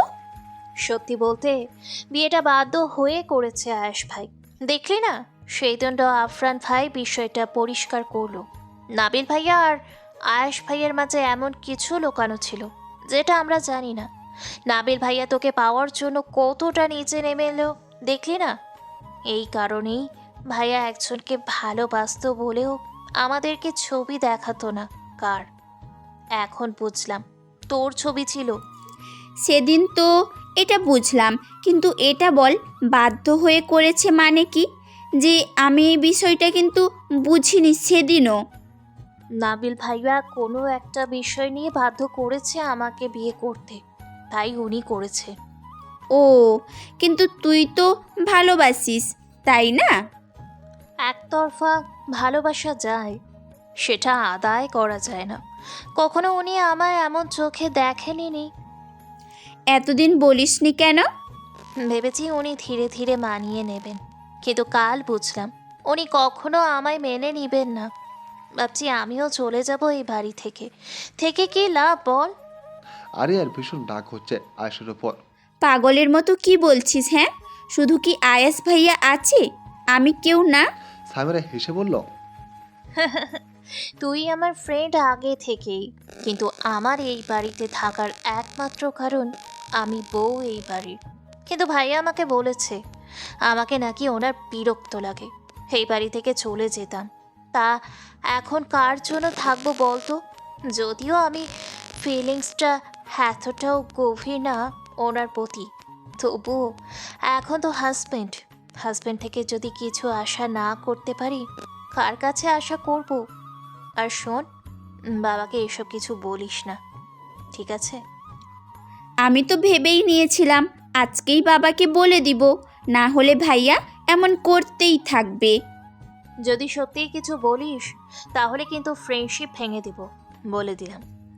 আহা এমন করছিস কেন? কেউ কাউকে ইচ্ছে করে বিয়ে করে আবার চলেও যেতে বলে, এটা কোন ধরনের? আমি তো আয়াস ভাইয়াকে ভালো ভেবেছিলাম। চুপ করবি তুই? আয়েশ ভাই আগেও ভালো ছিল, এখনো ভালো। তুই ভুলতে পারিস, আমি ভুলিনি। ভাইয়া তোকে ভালোবাসতো, হয়তো এখনো বাসে, কিন্তু আরফান ভাইয়ার ভালোবাসাকে মারতে চায় না, তোকেও খুশি দেখতে চায়, তাই মানিয়ে চলছে। ভালোবাসা ভুলে যাওয়া এতটাও সহজ না, বুঝলি? আচ্ছা আমি বলবো না, এখন এসব শুনতে ভালো লাগছে না। আমি এখন আবার ঘুমাবো, দুপুরে ডেকে দিস। ঠিক আছে বলে সামিরা রুম ছাড়ে। আরিয়া ভাবছে আয়াস ভাইয়া এটা কিভাবে করতে পারে, শুধু শুধু সামিরাকে কষ্ট দিচ্ছে, তার চেয়ে চলে যাওয়াই ভালো। আফরান ভাইয়া যদি আমাকে এসব বলে আমিও তো কষ্ট পাবো, তাই না? পরক্ষণেই ভাবলাম এত লাগবে না, পরক্ষণেই ভাবলাম এত লাগবে না, আমি কেন কষ্ট পাবো ওনার জন্য। তাছাড়া এখন তো ক্লিয়ার যে উনি ওই মেয়েটার সাথে ভালো আছেন। কাল তো দেখলাম কিভাবে বেডরুমেও ঢুকিয়ে দিয়েছিল মেয়েটাকে। আর যাই হোক, উনি আমাকে ভালোবাসেন ভেবে ভুল আর করবো না। আর মাফিয়া গ্যাংস্টাররা তো এমন আমার মতো হাজার হাজার মেয়ের সাথে থাকে, তারপর মেয়েটাকে ফেলে চলে যায়। আর উনি তো সবার ঊর্ধ্বে, আমাকে ভালোবাসতে যাবেন কেন? আমার বুঝতে ভুল হয়েছে। আমি নিজেই ভেবেছিলাম আমায় ভালোবাসে, না হলে হঠাৎ করে এসে কেউ ভালোবাসা দাবি করে নাকি? মানুষ ভালোবাসে আস্তে ধীরে, প্রেম করে, সবার সময় কাটায়, তারপর দেখতে দেখতে প্রকাশ করে। আর ওনার সাথে তো আমার বড় হওয়ার পর এমন কোনো মুহূর্তই মনে নেই। উল্টো আমাকে মারার প্রতিটা মুহূর্ত আমার শরীরে প্রমাণ আছে। আর তাছাড়া এতদিনে একবার হলেও বলতো, তাই না? আর বললেই মিথ্যা হতো। ভালোই হয়েছে বলেনি আজ অবধি। আমার আর লাগবে না ওনার এমন পাষণ্ড সঙ্গ। এই শোনো না, প্রতিদিন ভালোবাসার নতুন নতুন গল্প পেতে ও শুনতে চাইলে আমাদের আলোর ডায়েরি চ্যানেলটি সাবস্ক্রাইব করে পাশে থাকা বেল আইকনটি বাজিয়ে দিও, কেমন?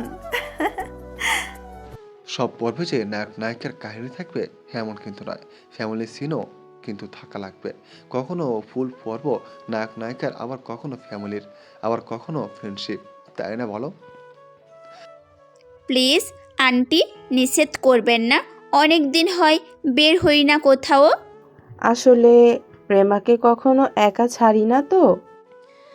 একা কোথায় আন্টি, আমরাও তো আজ যাচ্ছি সাথে।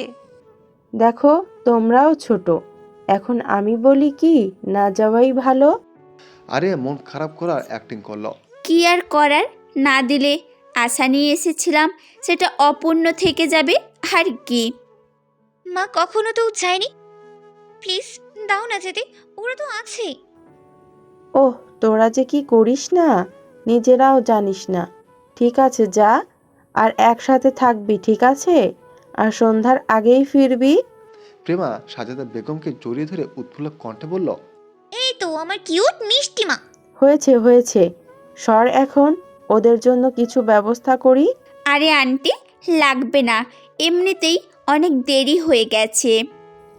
আরে তা কি করে হয়, মাত্রই তো এলে, সেটাও কতদিন পরে, কিছু না মুখে দিয়েই চলে যাবে। আন্টি কিছু লাগবে না, আমরা যাচ্ছি, এমনিতেই বিকেল হয়ে গেছে, অন্য একদিন এসে আবার খেয়ে যাব। সাজেদা বেগম জোর করলেও কেউ বেশিক্ষণ বাসায় না থেকে সোজা বের হয়ে গেল। ওহ আমি তো ভেবেছিলাম আম্মু দেবে না, যাক বাঁচা গেল। হয়েছে, আমাদের জন্য দিয়েছে বুঝালি, তা এখন বল কার সাথে রিলেশনে চলে গেলি ঠাস করে আমাদেরকে না জানিয়ে? প্রেমা লজ্জা মাখা মুখ নিয়ে বলল, গেলেই দেখতে পাবি, কিন্তু আমি ভাবছি অন্য কথা। কি ভাবছিস? দেখলি না সেদিন ভাইয়া তোকে কিভাবে প্রোটেক্ট করলো, আর হঠাৎ করেই ওই পুলিশটাও লোকটা কোথা থেকে আসলো ভেবেছিস? আমার মনে হয় ভাইয়া তোকে প্রোটেক্টের জন্য আলাদা কোনো বডিগার্ড রেখেছে। আরে একবার চারদিকটা তাকে বলল, তা আমি কি করব? ভাইয়া যদি জানতে পারে এ তুই এমন না বলে বাড়ি থেকে বের হচ্ছিস, কি হবে তোর কোনো ধারণা আছে? আরে একবার ঢোক গিলে বলল, আমি কি জানি, তাছাড়া ওনার সাথে আমার ব্রেকআপ হয়ে গেছে, আমি কারোর ধার ধারি না বুঝলি, এত ধৈর্য নাই, পারবো না কারোর মতো চলতে। বলেই সামনে হাঁটা ধরলো আরিয়া। আরে রাগ করছিস কেন? সামিরা তো ঠিকই বলেছে, ভাইয়া জানলে কি হবে। আমার আইডিয়া হয়ে গেছে, আমার তোকে এখানে আসার কথাটাই বলা ভুল হয়েছে, আমার তো মনেই ছিল না। বক বক করিস না তো, বললাম তো ব্রেকআপ সিরিয়াসলি। কি বলছিস কি আরু? ভাইয়া ব্রেকআপ করলো কিভাবে? তোদের ব্রেকআপের প্রশ্ন কিভাবে ওঠে? তোদের তো এমনভাবে বলার কি আছে? এটাই তো হয়, তাই না? কিছুদিন কিছুদিন আকাশ বাতাস সাক্ষী রেখে ভালোবাসে, পরে অন্যজন নিয়ে ঘুরে সেম ডায়লগ মারে। হয়েছেটা কি বল না? উনি মাফিয়া মানুষ, ওনার একজনে হয় বলতো? এসব মানুষের অনেক অনেক মানুষ লাগে, একটার পর আরেকটা প্রয়োজন হয়, না হলে প্রেস্টিজ থাকে না তো। তাই আমার ওনার ওপর কোনো অভিযোগও নেই। কী সব যা তা বলছিস? ভাইয়া তো এমন না। আমরা তো ভাইয়াকে জানি না কি? আমার থেকে বেশি জানিস? কারোর পার্সোনাল মানুষকে অন্য কেউ ভালোভাবে চিনতে পারে না, কিন্তু আইডিয়া দিতে পারে। কারণ আপনাদের মাঝে ভুল বোঝাবুঝি হয়, অন্যদের সাথে সেইগুলো হয় না।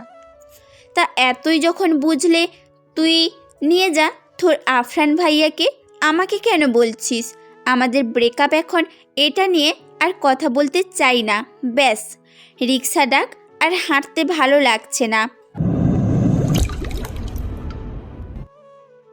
মামা, এখানেই নামিয়ে দিন। প্রেমার কথা মতো একটা 5 স্টার রেস্টুরেন্টের সামনে রিক্সা থামালো।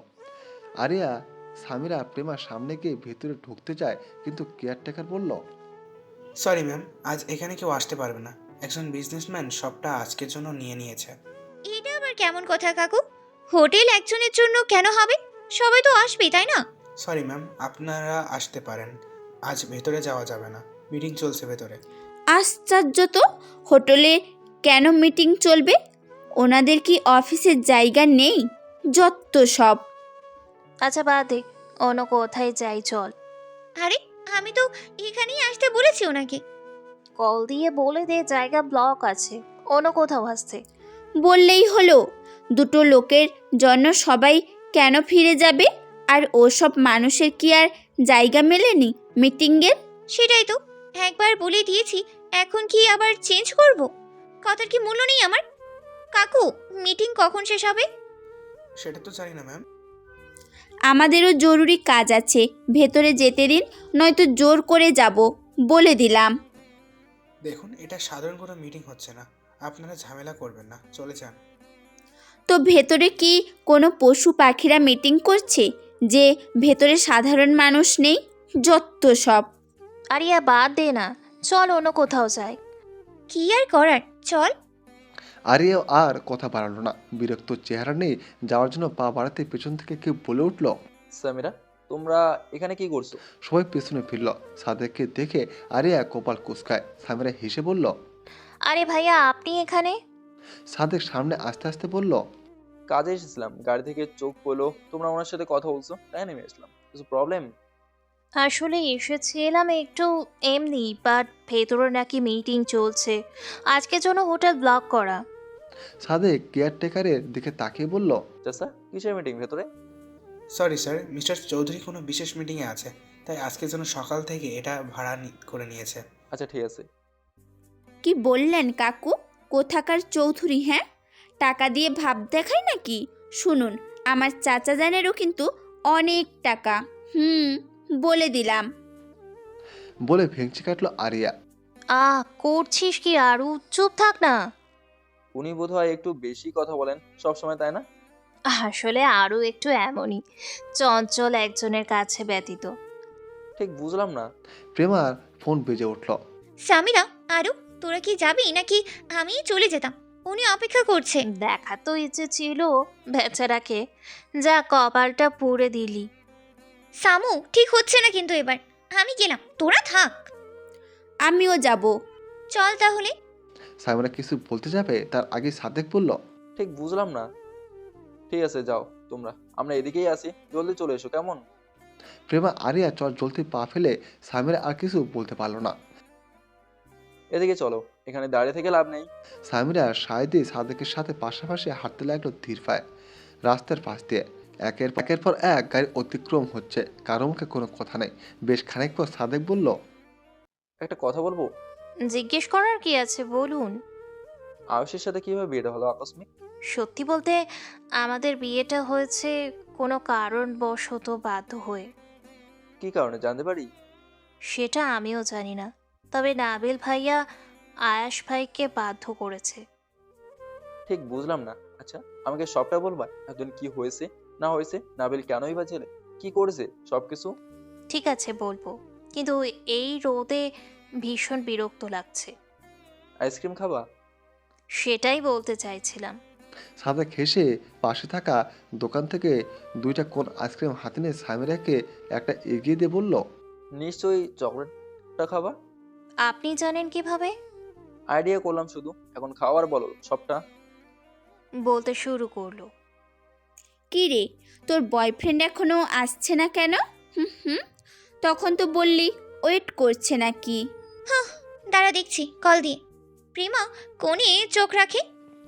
খানিক বাদে একজন ছেলে ব্ল্যাক মাস্ক পরে উপস্থিত হয় প্রেমার সামনে দাঁড়িয়ে বলল, হেই। প্রেমা ঠিক বুঝলো না।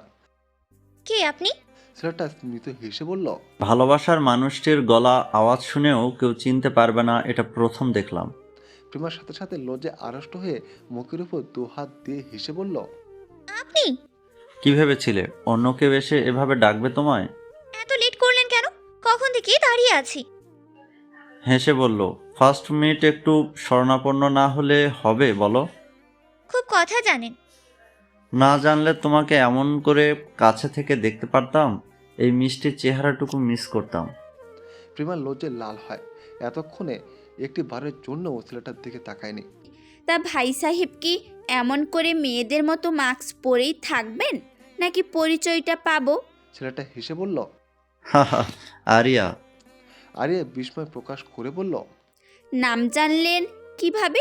এখনো তো কিছুই বলিনি। ছেলেটা এক হাতে মাস্কটা খুলে মৃদু হেসে এক হাত বাড়িয়ে দেয় হ্যান্ডশেকের জন্য। তন্ময় তন্ময় আহসান। আরিয়া তন্ময়ের হাতের দিকে তাকিয়ে এক প্রকার ভয় পেয়ে ঢোক গিলে আশপাশটা একবার তাকায়। প্রেমা আরিয়ার কানের কাছে গিয়ে বলল, কি হলো তোর?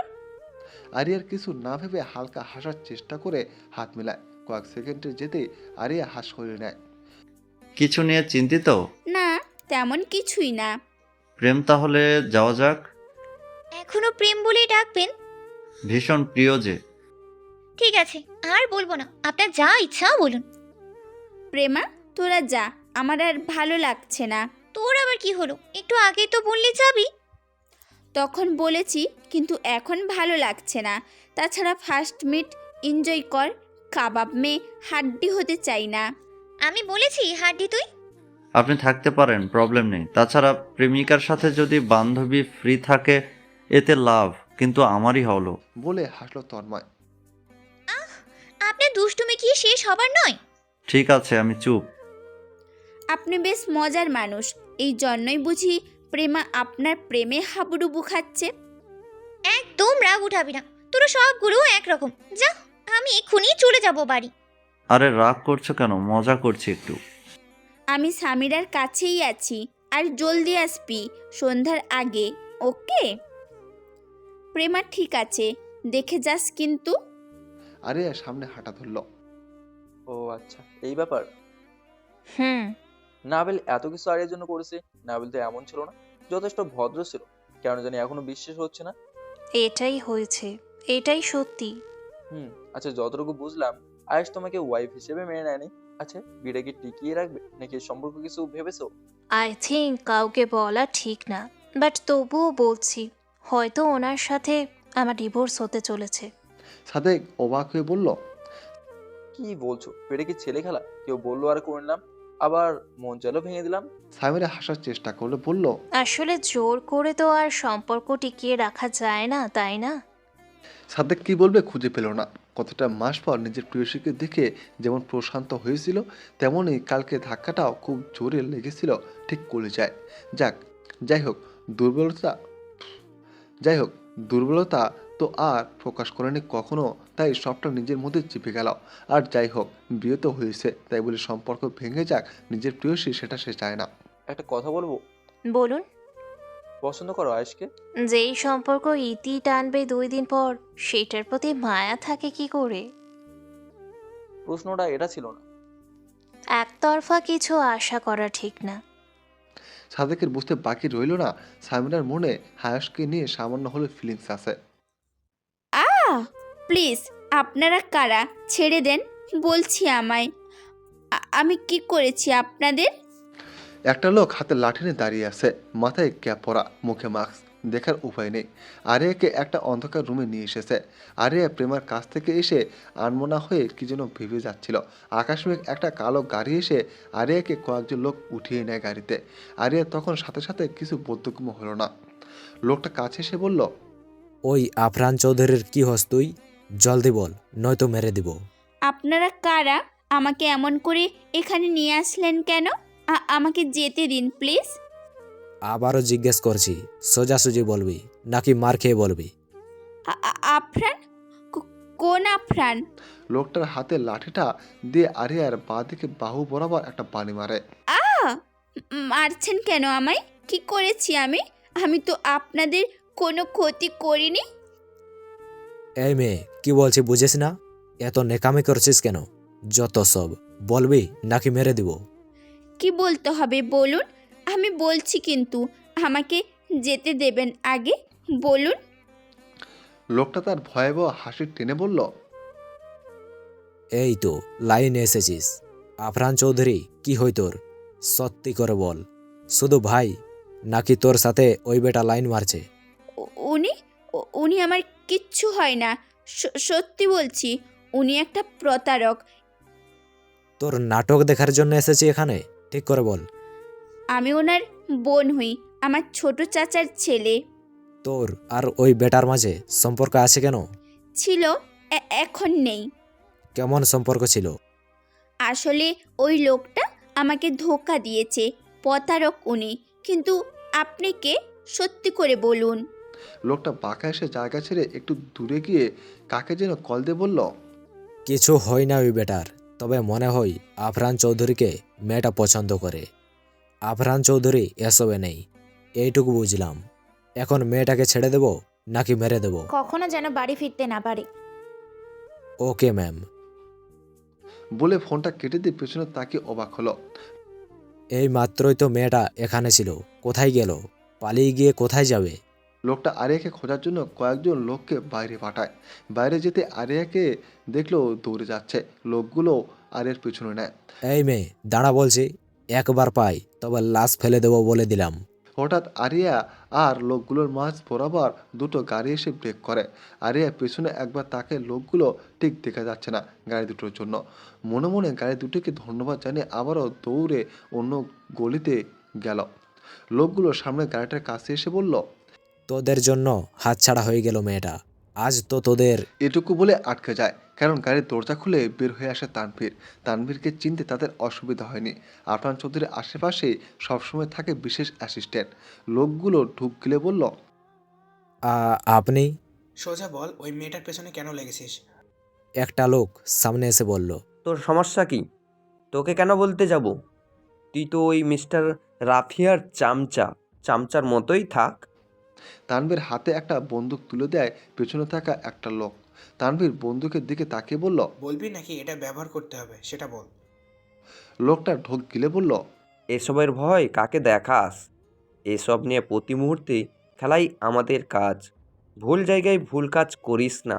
দেখ, তোকে ছেড়ে দিচ্ছি, চলে যা। মেয়েটাকে তো অন্যদিন দেখে নেব। তানভীর বাঁকা হেসে লোকটার পা বরাবর বন্দুকের একটা গুলি চালায়। কি করছিস তুই ওর? কি করেছি তোর? ভালো ভালো বলছি, সরে যা, নয়তো। তানভীর বাঁকা হেসে সামনে দু কদম এগিয়ে গিয়ে বলল, বলবি নাকি বুকে চালাবো সেটা বল। মেয়েটার পিছনে পড়েছিস কেন? ওটা জেনে তোর কি কাজ?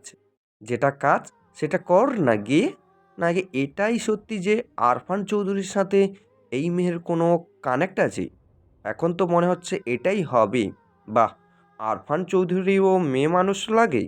পেছন থেকে একটা লোক বলে উঠল, আদেশ দেন এই বেটা অ্যাসিস্ট্যান্টের এক কূপে খুলে উড়িয়ে দেয়। কথাটা বলতে দেরি হলেও তানভীরের টিগার চালাতে দেরি হলো না। সাথে সাথে লোকটা মাটিতে হেলিয়ে পড়ে। এখনো বলছি মরতে না চাইলে বল, কার কথায় মেয়েটার পেছনে লেগেছিস? লোকটা তবুও মুখ খুলল না। তানভীর পেছনের দুটো লোককে কিছু ইশারা করতে লোক দুটো সামনে দুটো লোককে ধরে জোরপূর্বক গাড়িতে ওঠালো।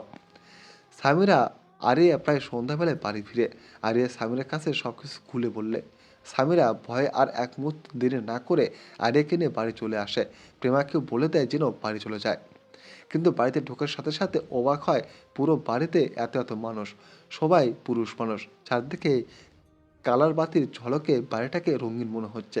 কারো চেহারা স্পষ্ট নয়, বক্সে পার্টি গান বাজছে। কি হলো আরু, বাড়িতে কিছু আছে নাকি? কি দুপুরে তো দেখে গেলাম সব কিছু ঠিকঠাকই ছিল, তাহলে বাবা আমাদের কিছু বললো না কেন? আমি তো তার সাথেই ছিলাম, জানবো কি করে? আর এত বছরেও বাড়িতে এমন পার্টি অনুষ্ঠান তো কখনো হতে দেখিনি। আচ্ছা বাবাকে জিজ্ঞেস করি, চল। চাচাকে কোথায় খুঁজবো এখন এত মানুষের মাঝে? উপরে চল, আগে ফ্রেশ হয়ে আসি। আরিয়া সামিরা উপরে যেতে যাওয়ার পথে জাফর সাহেবের দরজার সামনে গিয়ে দাঁড়ালো। জাফর সাহেব কাঁথে শুয়ে আছে। আরিয়া সামিরা ভিতরে ঢুকে বলল, চাচা, বাড়িতে আজ কি গো? কিছুই তো বললে না। জাফর সাহেব শো থেকে উঠে বললেন, আমিও সেই প্রশ্ন নিয়ে আছি। বুঝিয়ে বলো, পার্টি কিসের? কোনো ভালো খবর আছে নাকি? কোনো প্রমোশন হয়েছে তোমার? পার্টি আমার নয়, আফরানের। আমাকে কল দিয়ে বলল, বাসায় ফিরতে আর কিছুই বলেনি। বাড়িটাকেও কালো পানির জায়গায় বানালো এই ছেলে। হঠাৎ করে ভাইয়ার আবার কি হলো? সে যাই হোক, আমাদের জেনে লাভ নেই। রুমে চলো বলেই জায়গা দ্রুত পায়ে হন হন করে রুমে যাই, কিন্তু গিয়ে আরেক দফা অবাক হয় তার রুমে এই মেয়ে কি করছে। যেই মেয়েকে দু চোখে সহ্য করতেই পারে না আরিয়া, সেই তার রুমে অবধি চলে এসেছে দখল করতে। এই মেয়ে, তুমি আমার রুম পর্যন্ত এসে গেছো? সাহস হয় কিভাবে? তোমার বয়ফ্রেন্ডের রুমে জায়গা হচ্ছে না বুঝি? হুম। তুমি ঠিক কি বলতে চাইছো বুঝলাম না। একদম না বোঝার ভান করবেন না। আমার রুম থেকে বের হও, অসভ্য মেয়ে কোথাকার। তোমার নামটা কি যেন? কি করবে তুমি? এক্ষুনি বের হয়ে যাও আমার রুম থেকে। এই মেয়ে, ভদ্রভাবে কথা বলো বলছি। তুমি জানো আমি কে? এমন আচরণের জন্য কি হতে পারে তুমি জানো? আরে মেয়েটার এক হাত ধরে টানতে টানতে বাইরে নিয়ে হাতটা ছেড়ে দিয়ে বলল, অন্যের জিনিস কেড়ে নিতে তোমার পছন্দ বুঝি? সে যাই করো, আমার রুমে আসবে না কখনো। কাজটা তুমি ভালো করলে না আরিয়া, এর ফল ভোগ করতে হবে। আরে আর একটা কথাও না শুনে মুখের উপর ঠাস করে দরজাটা লাগিয়ে দিল। আপনার সোফার ড্রিঙ্ক হাতে বসে আছে, সামনে কতগুলো পেপার রাখা। তার সামনে সিনহা আর তার বাবা মাইন খান বসে আছে। পাশে আরো বড় বড় বিজনেসম্যান বসে, প্রায় অনেকেই বিদেশ থেকে আসা। খুব জরুরি এই বিজনেস ডিলটার সবার জন্য। আফরান কয়েকবার পেপারগুলো দেখে নিল, ড্রিঙ্কসে চুমুক বসাতে বসাতে বলল, মিস্টার খান, খুব ভালো প্লেয়ার আপনি, আই লাইক ইট। বলে কলমটা হাতে নিল।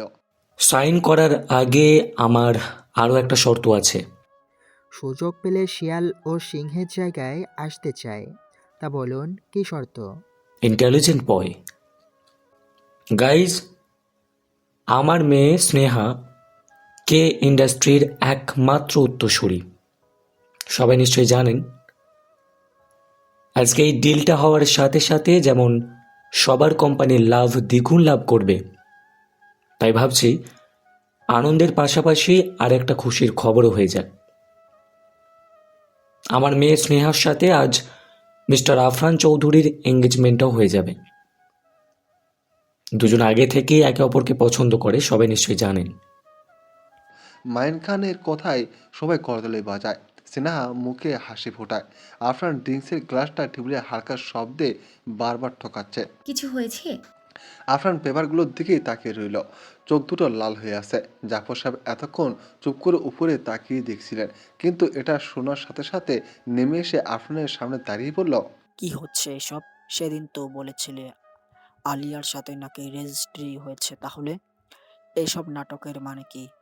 আমি এতদিন চুপ ছিলাম, কিছু জিজ্ঞেস করিনি এই ব্যাপারে, কারণ আমার মনে হয়েছিল যে আরিয়া মামুনিকে তুমি সত্যি। এটুকু বলতে স্নেহা দাঁড়িয়ে বলল, হোয়াট? কিসব বলছেন আঙ্কেল?